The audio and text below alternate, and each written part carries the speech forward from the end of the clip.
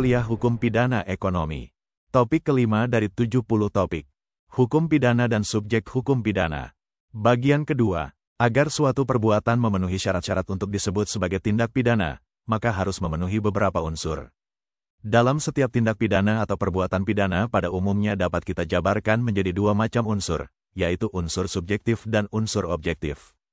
Unsur subjektif adalah unsur yang melekat pada diri si pelaku atau yang berhubungan dengan diri si pelaku, dan termasuk ke dalamnya yaitu segala sesuatu yang terkandung di dalam hatinya.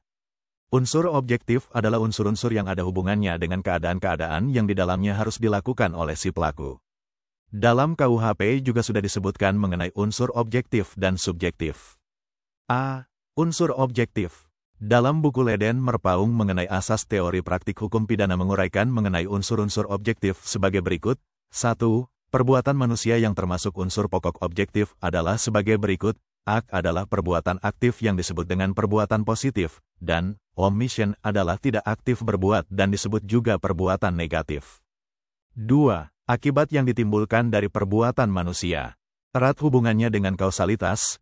Akibat yang dimaksud adalah membahayakan atau menghilangkan kepentingan-kepentingan yang dipertahankan oleh hukum, misalnya nyawa, badan, kemerdekaan, hak milik atau harta benda, atau kehormatan. 3. Keadaan-keadaan. Pada umumnya keadaan-keadaan ini dibedakan atas, keadaan pada saat perbuatan dilakukan, dan keadaan setelah perbuatan dilakukan. 4. Sifat dapat dihukum dan sifat melawan hukum. 5. Berkenaan dengan alasan-alasan yang membebaskan terdakwa dari hukuman. Sifat melawan hukum bertentangan dengan hukum, yakni berkenaan dengan larangan atau perintah B, unsur subjektif. Mengutip pendapat Leden Marpaung dalam bukunya Asas Teori Praktik Hukum Pidana yang menguraikan unsur-unsur subjektif sebagai berikut. 1. Kesengajaan. Menurut para pakar, ada 3 bentuk kesengajaan, yaitu kesengajaan sebagai maksud, kesengajaan dengan sadar kepastian, dan kesadaran dengan sadar kemungkinan, atau dolus eventualis. 2. Kealpaan. Kealpaan adalah bentuk kesalahan yang lebih ringan daripada kesengajaan. Ada 2 bentuk kealpaan, yaitu tidak berhati-hati, dan tidak menduga-duga akibat perbuatan itu. Unsur sifat melawan hukum. Salah satu unsur utama tindak pidana yang bersifat objektif adalah sifat melawan hukum. Hal ini dikaitkan dengan asas legalitas yang tersirat pada pasal 1 ayat 1 KUHP. Dalam bahasa Belanda melawan hukum itu adalah wederrechtelijk. Dalam menentukan perbuatan itu dapat dipidana, pembentuk undang-undang menjadikan sifat melawan hukum sebagai hukum tertulis. Untuk dapat dipidananya seorang yang telah melakukan tindak pidana ada ketentuan di dalam hukum acara yaitu, tindak pidana yang dituduhkan atau didakwakan harus dibuktikan, dan tindak pidana itu hanya dikatakan terbukti jika memenuhi semua unsur yang terdapat di dalam rumusan tertulis. Jika unsur melawan hukum dengan tegas terdapat di dalam rumusan delik, maka unsur ini harus dibuktikan, sedangkan jika dengan tegas unsur melawan hukum tidak dicantumkan maka tidak perlu dibuktikan. Berdasarkan paham-paham sifat melawan hukum, doktrin membedakan sifat melawan hukum sebagai berikut. 1. Sifat melawan hukum formil, yaitu suatu perbuatan melawan hukum apabila perbuatan tersebut sudah diatur dalam undang-undang. Jadi, menggunakan literatur hukum tertulis. Dan 2. Sifat melawan hukum material, yaitu terdapat suatu perbuatan melawan hukum walaupun belum diatur dalam undang-undang. Sandarannya memakai asas umum yang terdapat dalam lapangan hukum. Unsur kesalahan. Unsur kesalahan dalam bahasa Belanda disebut dengan schuld, juga merupakan unsur utama suatu tindak pidana, yang berkaitan dengan pertanggungjawaban pelaku terhadap perbuatannya, termasuk perbuatan pidana atau tindak pidana. Unsur kesalahan demikian pentingnya sehingga ada adagium terkenal, yaitu, tiada pidana tanpa kesalahan, yang dalam bahasa Belanda adalah, geen straf zonder schuld. Terdapat juga adagium, actus non factum rem, nisi mens sit rea, yang artinya perbuatan tidak membuat orang bersalah, kecuali jika terdapat sikap batin yang salah. Jadi batin yang salah atau quality mind atau mens rea inilah kesalahan yang merupakan sifat subjektif dari tindak pidana, karena berada dalam diri pelaku. Di bawah ini akan dijelaskan pendapat dari pakar hukum pidana tentang kesalahan, schuld, yang pada hakikat adalah pertanggungjawaban pidana, yaitu, 1.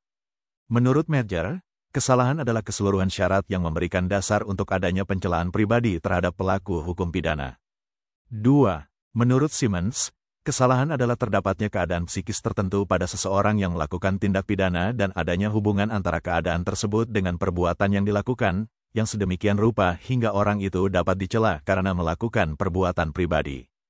3. Menurut Van Hamel, kesalahan dalam suatu delik merupakan pengertian psikologis, berhubungan antara keadaan jiwa pelaku dan terwujudnya unsur-unsur delik karena perbuatannya. Kesalahan adalah pertanggungjawaban dalam hukum. 4. Menurut Pompe, pada pelanggaran norma yang dilakukan karena kesalahan, biasanya sifat melawan hukum itu merupakan segi luarnya. Yang bersifat melawan hukum adalah perbuatannya. Segi dalamnya, yang berhubungan dengan kehendak pelaku adalah kesalahan. 5. Menurut Muljatno, orang dikatakan memiliki kesalahan jika daya pada waktu melakukan perbuatan pidana, dilihat dari segi masyarakat dapat dicela karenanya, yaitu mengapa melakukan perbuatan yang merugikan masyarakat, padahal mampu mengetahui makna jelek perbuatan tersebut. Manusia sebagai subjek tindak pidana. Manusia adalah pendukung hak dan kewajiban. Lazimnya dalam hukum dan pergaulan hukum dikenal dengan istilah subjek hukum dan dalam pergaulan hukum dikenal dengan istilah subjek hukum atau subjektum juris. Subjek hukum merupakan salah satu pengertian pokok dan bentuk dasar yang dapat dipelajari oleh teori hukum. Karena itu pertanyaan apa itu subjek hukum merupakan persoalan teori hukum yaitu teori hukum positif. Artinya, teori yang hanya dapat diuraikan bertalian dengan hukum positif. Teori hukum tidak menghendaki penggambaran tentang isi dari sesuatu hukum positif dan tidak mempersoalkan dasar dari isi hukum itu, tetapi berhasrat memahami bentuk-bentuknya, kemudian membuat gambaran tentang fakta-fakta dan unsur-unsur yang akan dijadikan bahan oleh hukum dan ilmu pengetahuan untuk membangun sistemnya. Menurut Paul Scaton, bahwa manusia adalah orang, atau person, dalam hukum, kata-kata ini mengandung dua pengertian yaitu, a. Manusia dalam hukum sewajarnya diakui sebagai yang berhak atas hak-hak subjektif dan sewajarnya diakui sebagai pihak atau pelaku dalam hukum objektif. Di sini perkataan, manusia, bagi hukum memiliki nilai etis. Yang menjadi persoalan ialah suatu solen dan juga dinyatakan sebagai suatu asas hukum. Dengan demikian hal ini yang juga menjadi dasar arti pengertian yang kedua, b. Dalam hukum positif manusia merupakan person adalah subjek hukum, mempunyai wewenang. Dalil ini mengandung petunjuk di mana tempat manusia dalam sistem hukum dan dengan demikian dinyatakan suatu kategori hukum. Maka dapat disimpulkan bahwa pertama, subjek hukum itu adalah yang berhak atas hak-hak subjektif dan pelaku dalam hukum objektif dan yang kedua, subjek hukum dalam hukum positif adalah orang atau person. Rumusan tindak pidana dalam buku kedua dan ketiga KUHP biasanya dimulai dengan kata, barang siapa. Hal ini mengandung arti bahwa yang dapat melakukan tindak pidana atau subjek tindak pidana pada umumnya adalah manusia. Juga dari ancaman pidana yang dapat dijatuhkan sesuai dengan pasal 10 KUHP, seperti pidana mati, pidana penjara, pidana kurungan, pidana denda dan pidana tambahan mengenai pencabutan hak, dan sebagainya menunjukkan bahwa yang dapat dikenai pada umumnya adalah manusia atau person. Memang pandangan klasik berpendapat bahwa subjek tindak pidana adalah orang pribadi, meskipun ia berkedudukan sebagai pengurus atau komisaris suatu badan hukum. Namun, menurut perkembangan zaman, subjek tindak pidana dirasakan perlu diperluas termasuk badan hukum.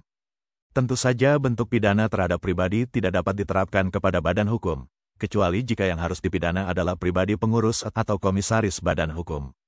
Mencermati ketentuan KUHP yang masih menganut asas umum bahwa suatu tindak pidana hanya dapat dilakukan oleh manusia atau naturlik person, sehingga apabila ada badan hukum atau korporasi melakukan perbuatan pidana, maka yang berkedudukan sebagai pelaku atau dader adalah pengurus korporasi, yaitu manusia. Hal tersebut dapat diketemukan dalam ketentuan pasal 59 KUHP yang menentukan bahwa, dalam hal-hal di mana karena pelanggaran ditentukan pidana terhadap pengurus, anggota-anggota pengurus atau komisaris-komisaris, maka pengurus atau komisaris yang ternyata tidak ikut campur melakukan pelanggaran tidak dipidana.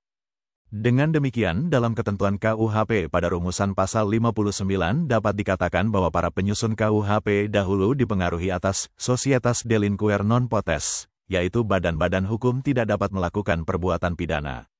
Oleh sebab itu, korporasi atau badan hukum tidak dapat ditetapkan sebagai dader, tindak pidana, sehingga kesalahan yang ada pada korporasi menjadikan kesalahan para pengurus korporasi. Hal ini terjadi karena KUHP masih berpedoman kepada bahwa dader, tindak pidana hanya dapat dilakukan oleh manusia. Korporasi sebagai subjek tindak pidana, pengakuan korporasi, atau rekat person, sebagai subjek hukum pidana penuh dengan hambatan-hambatan teoritis, tidak seperti pengakuan subjek hukum pidana pada manusia. Terdapat dua alasan mengapa kondisi tersebut dapat terjadi. Pertama, begitu kuatnya pengaruh teori fiksi yang dicetuskan oleh von Savigny, yakni kepribadian hukum sebagai kesatuan-kesatuan dari manusia merupakan hasil suatu khayalan. Kepribadian sebenarnya hanya ada pada manusia.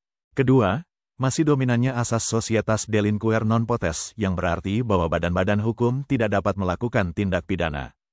Asas ini merupakan hasil pemikiran dari abad ke-19, di mana kesalahan menurut hukum pidana selalu disyaratkan dengan sesungguhnya hanya kesalahan dari manusia sehingga erat kaitannya dengan individualisasi KUHP. Dalam perkembangannya, dua alasan di atas lama-kelamaan mulai melemah pengaruhnya. Hal ini dapat dibuktikan dengan adanya usaha untuk menjadikan korporasi sebagai subjek hukum dalam hukum pidana, yaitu adanya hak dan kewajiban yang melekat padanya. Usaha tersebut dilatar belakangi oleh fakta bahwa tidak jarang korporasi mendapat keuntungan yang banyak dari hasil kejahatan yang dilakukan oleh pengurusnya. Begitu juga dengan kerugian yang dialami oleh masyarakat yang disebabkan oleh tindakan-tindakan pengurus korporasi. Oleh karena hal itu, dianggap tidak adil bila korporasi tidak dikenakan hak dan kewajiban seperti halnya manusia. Berikut adalah tahap-tahap perkembangan korporasi sebagai subjek hukum dalam hukum pidana, yaitu 1. Tahap pertama ditandai dengan adanya usaha-usaha agar sifat delik yang dilakukan oleh korporasi dibatasi pada perorangan. Sejak KUHP tahun 1886 dibentuk, pembuat undang-undang telah mulai memasukkan larangan-larangan dan perintah-perintah terhadap para pengurus yang bertanggung jawab, berupa kewajiban-kewajiban dalam beberapa peraturan dan undang-undang khusus tertentu, dengan maksud supaya mereka bertanggung jawab atas pelaksanaan peraturan-peraturan tersebut terhadap badan atau perusahaan yang dipimpinnya. Pada tahap ini, pengurus yang tidak memenuhi kewajiban-kewajiban yang sebenarnya merupakan kewajiban korporasi dapat dinyatakan bertanggung jawab. 2. Tahap kedua ditandai dengan pengakuan yang timbul sesudah Perang Dunia Pertama dalam perumusan undang-undang, bahwa suatu tindak pidana dapat dilakukan oleh korporasi. Namun, tanggung jawab untuk itu menjadi beban dari pengurus korporasi. 3. Tahap ketiga merupakan permulaan adanya tanggung jawab korporasi. Dalam tahap ini dibuka kemungkinan untuk menuntut korporasi dan meminta pertanggungjawaban menurut hukum pidana. Itulah topik kelima materi kuliah hukum pidana ekonomi, yang disajikan di channel ini untuk membantu para mahasiswa maupun masyarakat awam yang ingin menambah wawasan. Tutorial ini dituturkan dan disubtitelkan agar dapat dibaca sambil didengarkan, atau didengarkan sambil dibaca. Jangan khawatir jika belum paham, putar dan dengarkan video ini berulang-ulang. Subscribe dan like, agar Anda mendapatkan update tutorial lainnya. Bagikan juga link video ini, agar teman lain juga mendapatkan tutorial.